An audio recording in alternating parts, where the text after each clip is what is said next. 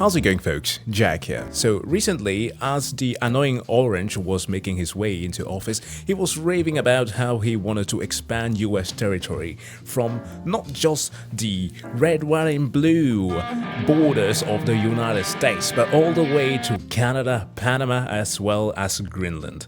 Because, I don't know, Alaska isn't enough. But this is of course not a new thing. The man got really pissy in 2019 where he did propose to do something similar, and our Prime Minister, Mette Frederiksen, promptly told him to piss off because Greenland was not for sale and it is not up to Denmark to decide that. And this was even echoed by one of our weirdest MPs, and I can't believe that I'm even agreeing with the man. Greenland have been part of the Danish kingdom for 800 years. It's an integrated part of our country. It is not for sale. Let me put it in words you might understand. Mr. Trump, f*** off. These are not my words, it's theirs. The thing here is that I often just get really fired up when it comes to topics like these because I truly do enjoy the mellow sort of approach to politics that we have here in Scandinavia. It's very quiet, it's often very respectful, so whenever there is like this tumultuous approach to politics that you often have in the US, right, where whether or not things are actually prompted by populism, but like a populism that is completely devoid of facts. It's not something that I really want, but at the same time I find it interesting because it gives opportunity to be talking about some historical things, and yeah, I just find it interesting but also kind of funny. Funny here in the sense that it's not even the first, second or third time that a proposition to acquire Greenland has been made. I think the first time that that happened was in 1860s, like 50 years after the Napoleonic Wars. Should I provide historical context here? Let's do historical context. As some of you will know, Denmark was once big, like really big, as one single union called the Kalmar Union, comprised of the kingdoms of Denmark, Norway and Sweden. And under that union were territories such as Finland, Iceland, Greenland, the Faroe Islands, and of course a bunch of others that I am not thinking about on a daily basis that somebody in the comment section is going to remind me about. It was like a freaking empire controlled under just one queen, Margaret I.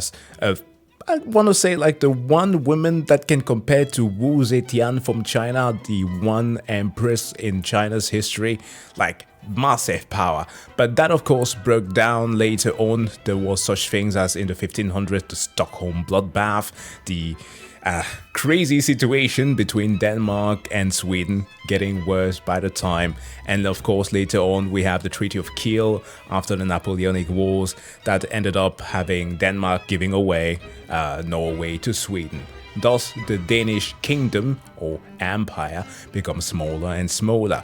Now with the Treaty of Kiel, of course, it was said that Denmark could still keep the Faroe Island as well as Greenland as part of his kingdom. And by this time, of course, in 1867, you have the US, I think the first time, coming there to Denmark and being like, yo, can we buy this territory because Alaska isn't enough? And Denmark naturally being like, nej, det kan vi ikke.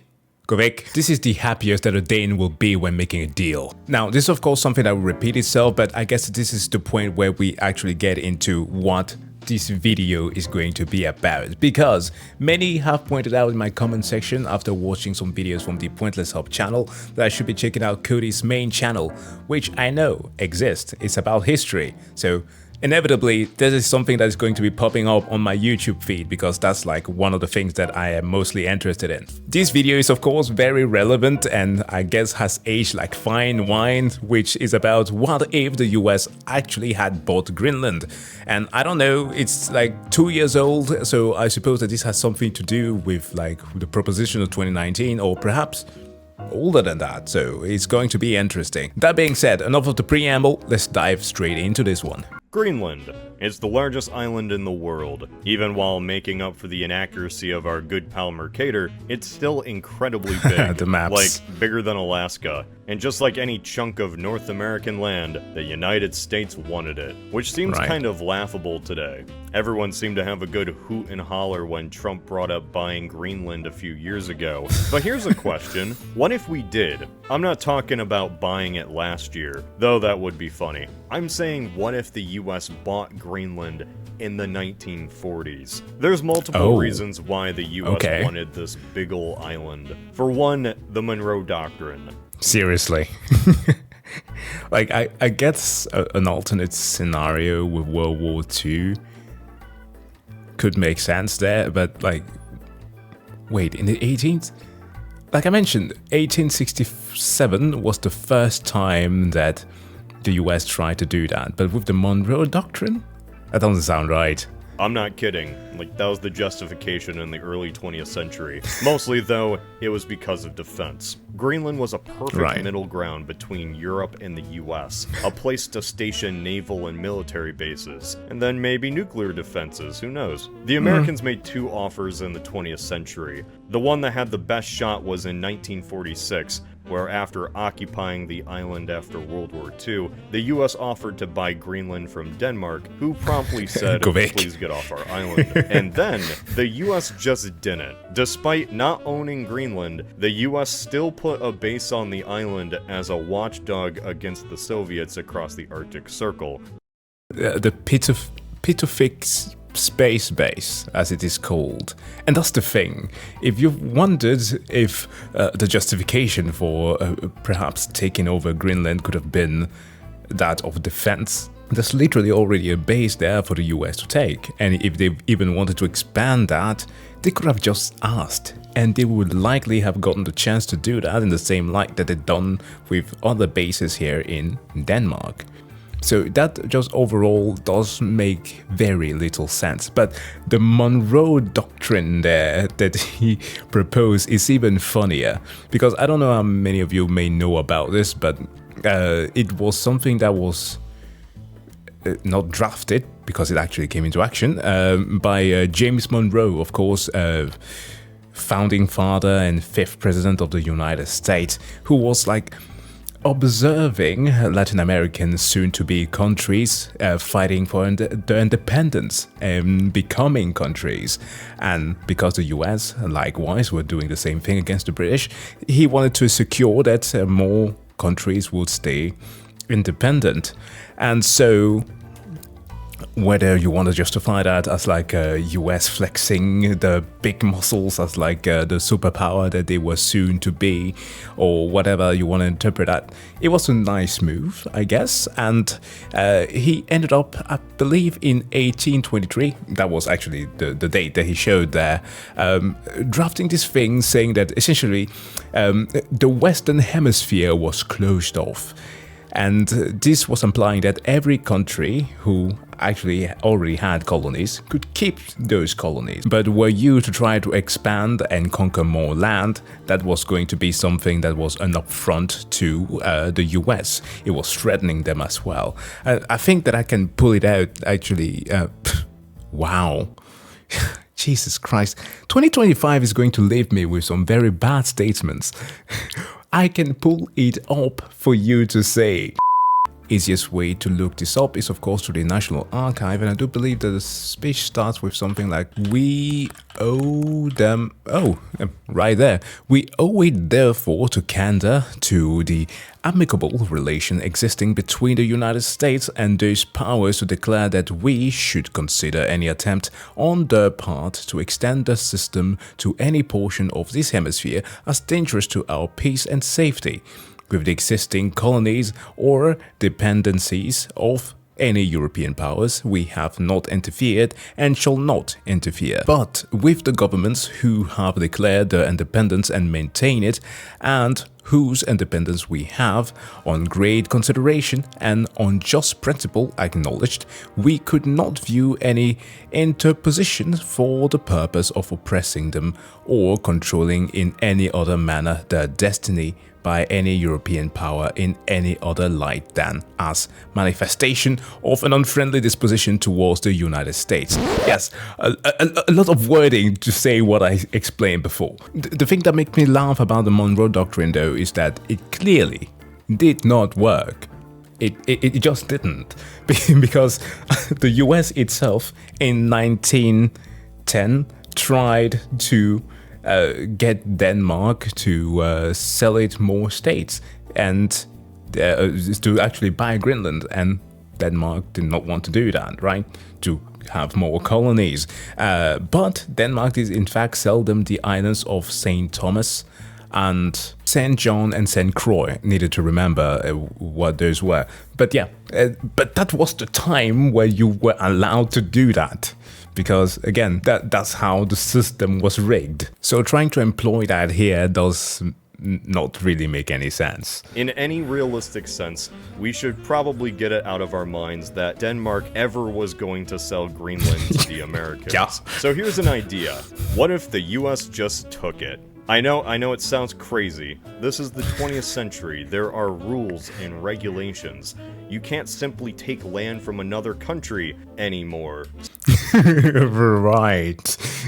That's the most American thing that can be done, actually. So how would the US get away with it? Well, you see, there's one reason the Americans could give. One that gives them the perfect excuse to interfere with the sovereignty of another nation. Communism, of course. Communism. Yeah, bloody hell. Let's say that at the end of World War II, the Soviets just happened to go a bit further west than they did in our timeline. Well, technically speaking, though, there are a lot of people who do not know under what system we are operating here in Denmark, so they tend to always call us a communist country just because we have certain social systems that benefit the people, where we pay a lot through taxation. And no, we're neither communist nor socialist. Get that out of your system. But I get that under that purview, then the US has the perfect excuse to try to come here and take our shit.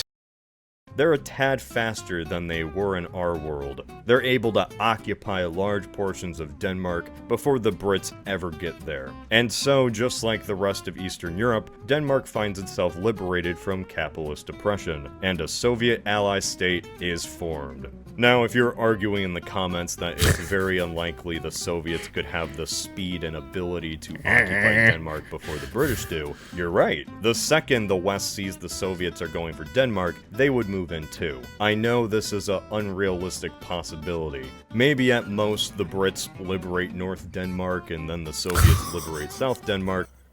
No, we don't want to have a similar situation as they have down there in Schleswig-Holstein. Or Holstein, as we call them there, where people are constantly arguing whether or not they're Dane or German. Can you imagine that? Like a scenario where the Brits actually, oh Jesus, that would be so bad. Just being the average Dane, waking up every morning being like, I woke up in a fucking bad mood, yeah? Having to worry about whether or not I should be saying God save the Queen or for the motherland, bratuha. This is not happening. So we have something that's pretty fitting for the Cold War. I'd say for the sake of the scenario though, let's say that the Soviets just completely take Denmark. Even if all this seems a tad absurd, I agree. It's still more realistic than the Danish ever selling Greenland to the United States. Obviously. What the end of this alternate World War II does is it gives the US the best gift of all, an excuse. The Cold War has begun, and Denmark just happens to be on the other side. The US has troops on Greenland. It's not like they can just allow this island to fall to the tyranny of the Reds. So what to do? Whether from outside influences or not, Greenland has an official election to leave the Danish realm. There is no longer a gray area. Greenland is just 100% an independent state that will rule over itself forever.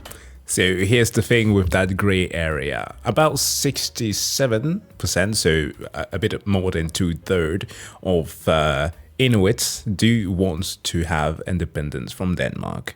And they have it. The way that you can look at Denmark today is as a federation, right? Consisting of these 3 territories, the main islands of Denmark, and of course the Faroe Islands and Greenland. And the thing is that they have massive independence, except for a few caveats. Mostly, I want to say the thing that can speak of from confidence is the defense. How it is that they make the army.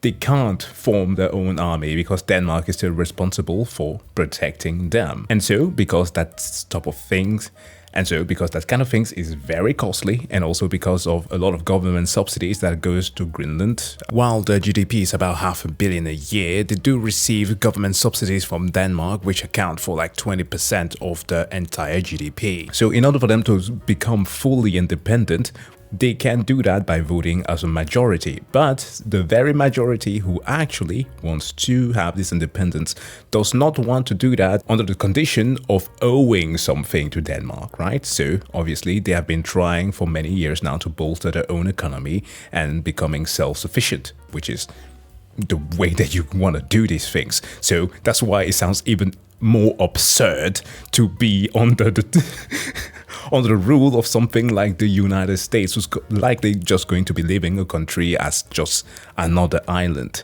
They will likely treat it as Hawaii has been. I mean, it's not even an if, that's how it would end up being. Yes, of course, you go with the military solutions, but who knows? And when I mean forever, I mean until the locals can be easily outpopulated by incoming Americans, who then have another election that coincidentally votes to join the United States. Bruh. A classic move right out of the playbook. One that Johnny Harris would make a video about like it was the most earth-shattering news ever. True. That is so true. I know that I'm pausing a little here, but the point with Johnny Harris there is hilarious because while I do love his production quality, right? His After Effects work is wonderful. He knows how to present a story. He just tends to drag it just a little bit too much to make things way too sensationalized.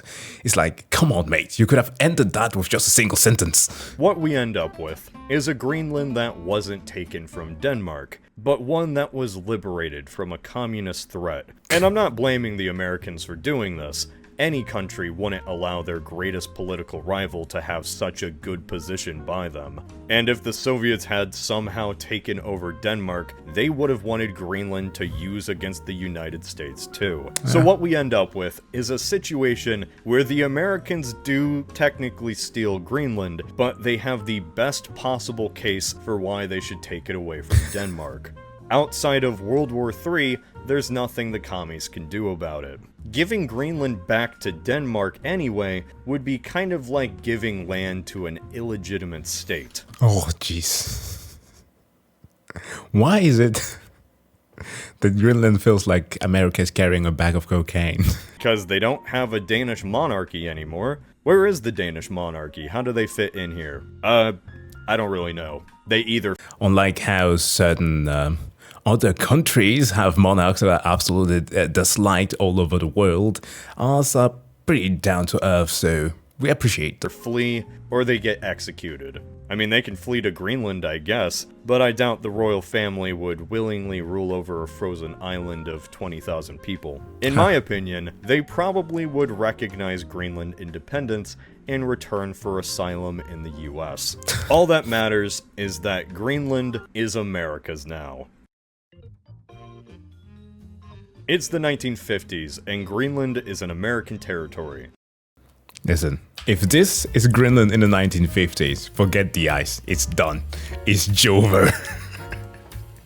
The country's lost. To quote one of our foreign ministry politicians, the ice is melting at the poles. It's one of the most embarrassing moments that we've ever had. Good lord, is it even possible to get the population of Greenland to get so massive? Like, there are 57,000 today? I don't think more than that, but like, no, this is... no, I cannot see this as being an actual scenario. It's the 1950s, and Greenland is an American territory. From World War II onwards, it's been nothing but a continuous importation of military goods and manpower. Right. Without a foreign government to worry about, the US can now do with Greenland as it pleases. And what the US wants to do is make Greenland a military fortress. Greenland doesn't offer much yet in terms of resources, except if you like fish. But what Greenland does have is its location. In an age of ICBMs and bombers, Greenland is just a stone throws away from the heartland of Russia. And while the US wasn't undefended in the Cold War, they'd certainly feel safer dumping billions into building new bases, bringing in thousands of people, mostly military, to create brand new infrastructure for the first line of defense against the Soviets. Sounds about right. That's kind of the mentality Cold War Greenland would have. If the US did own it, they wouldn't really use it for anything else except military. This is a land much more inhospitable than Alaska. Oh, yeah. It's basically just a glacier.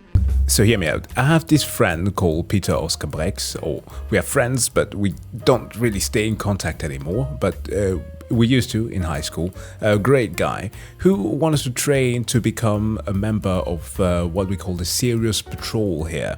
He used to walk, sometimes run to school barefooted, and doing so during the winter as to simulate kind of how it would feel to go through that hurdle.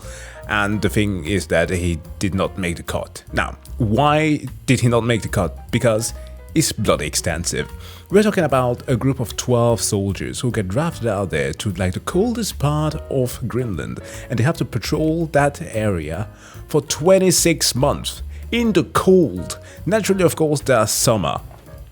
Of course, there is. It's for 2 years. And during the summer period, naturally, you have those seasons where you just don't get to sleep because the sun is always up. And, of course, the summer is warmer. But that's about 10 degrees, right? Celsius. That's 50 Fahrenheit. And if you do not get how cold that is, that's like 5 degrees above the inside of a fridge. It is wild. There they of course have to stay with their sledge dogs that they have to train for the first few weeks. They have to patrol for 800 kilometers. It is insane. Just, oh my god. You truly need to be tough to get to do a job like that. Not many opportunities up here, except if you're being shipped up there. This alternate Greenland is a more populated Greenland, but it's not harder to top 50,000 people. There'd be a rift between the people who were here before and the incoming Americans, but I imagine that where the military bases would be and where the native locals would live, it's very likely that Greenland to the average American isn't really thought of that much. Its population probably never even gets big enough to where it could be a state. You're never going to see Greenland vote in a presidential election unless you're living on a military base. Come on, you can just employ the electoral college, right? To give them more of a say-so into... No, as I... reminder for myself, I did say that they would treat it like Hawaii. Officially, in propaganda and by the federal government, Greenland is seen as the front line of defense against the Soviets. Unofficially, mainly in military circles, Greenland is pretty much just a joke. It would just be the worst place to be deployed to. Months of deployment at the top of the world. You either never see the sun or you never get sleep. True. So for about 4 decades, Greenland just has this reputation as the job somebody has to do, but nobody wants to do it.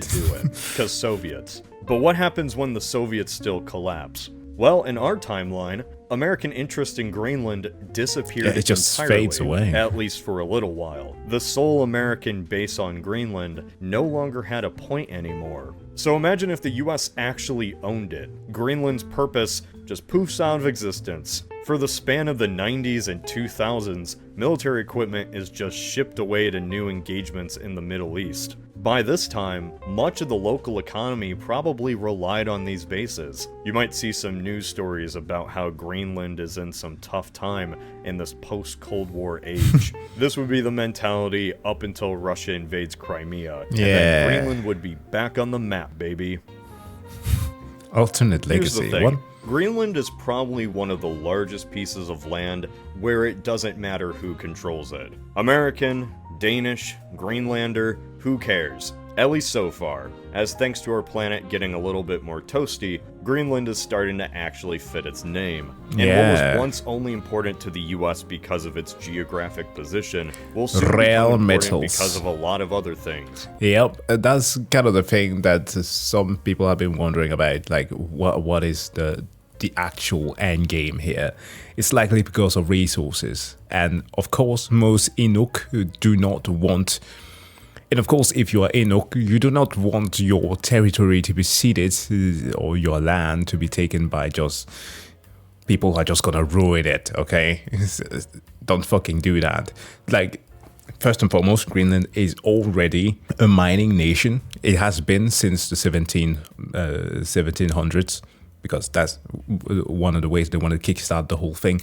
Actually, one of the perceptions as to why the relationship between Denmark and Greenland has been somewhat shaky was because, naturally, the 1700s and the missionaries, the likes of Hans Ede, who... Just a bad dude. He has a statue of him there that gets vandalized every now and then. But even more so was in 1950s, where Denmark wanted to modernize the country and establish a lot of jobs there, where a lot of Danes moved over there in droves. But new laws were put into motion that made sure that there was differential treatment between native-born and Danes, as for example, when you were working in said mines, you would have a salary that was 5 times larger than that of an Inuit, which of course was discriminatory, and things like that just were happening every now and then, and it very, very much soured the relationship between the countries. But that hasn't happened yet. The true implications of the US taking Greenland probably wouldn't be seen until the end of the 21st century. Maybe global warming makes this land see an influx in population thanks to its booming yet temporary resource economy. Who knows? All I know is that I could never have based this scenario off of Denmark allowing the Americans to buy Greenland. That was never an option. The only choice the US realistically ever had is if circumstances had ended up a bit different. The video has aged like fine wine. And the Danish coincidentally joined the enemy team. Today, you'd probably never hear the end of this debate. It'd be commonly brought up in online circles across the internet. It's just one of those historical but political arguments randomly said on college campuses. The US stole Greenland. No, they didn't. Yes, they did. If this sounds familiar to any political argument you've had on the internet, you know what I'm talking about. But even to the most devoted on the internet, Greenland is still seen as one of the lesser crimes during the Cold War.